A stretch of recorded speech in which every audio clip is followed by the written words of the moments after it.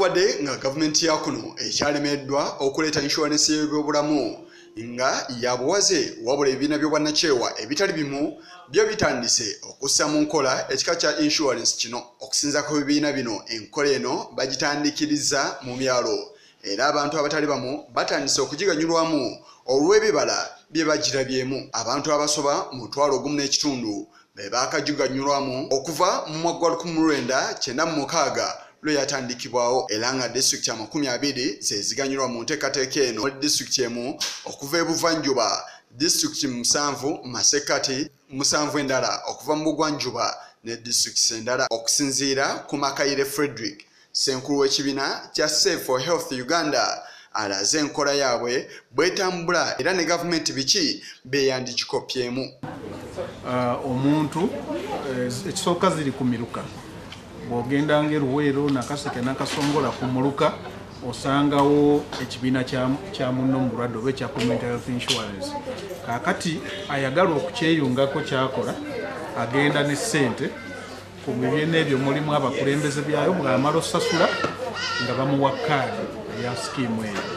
Ono era akubye ebituli ebiri mu bbago ly'etteeka lya insurance y'ebyobulamu gavumenti yeeyagala okuleeta gy'agambye nti yeetaagibwa naye waliwo ebiteekeddwa okuteekebwako essira. Ndowooza ezimu ku nsonga lwaki etteeka lino liruddewo okujja newakubadde nga ffenna ng'eggwanga tukkiriziganya nti tteeka ddungi era tulirindiridde likyalimu ebituli. Ndowooza bwenkozesa olulimi olukikola likyalimu ebituli kubanga etteeka lino ligamba nti National Health Insurance Scheme ejja kubaamu ebibiina 3 abantu mwe banaayitira okweyunga ku National Health Insurance Scheme. Era ebibiina ebyo eyogera ku kya Social Health Insurance, abakozi ba gavumenti n'abakozi abalala abali mu kiti ekyo mwe banaayitira okufuuka bammemba ba NHIS. Mu mbeera y'emu era ne bannakazadde b'eggwanga nabo tebalekeddwa mabega nga bano baganyulwa mu nkola eya Uganda Volunteer Plus Activity.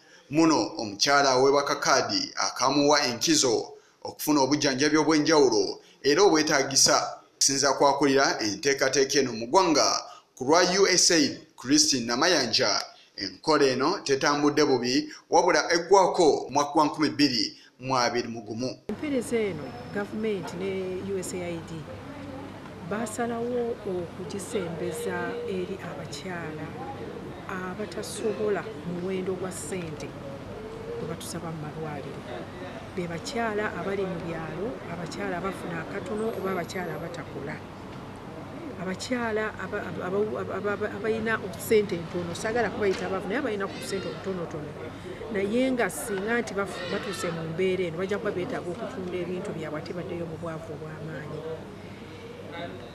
Kaadi eno tugiweereza abakyala abali mu mambuka ga Uganda,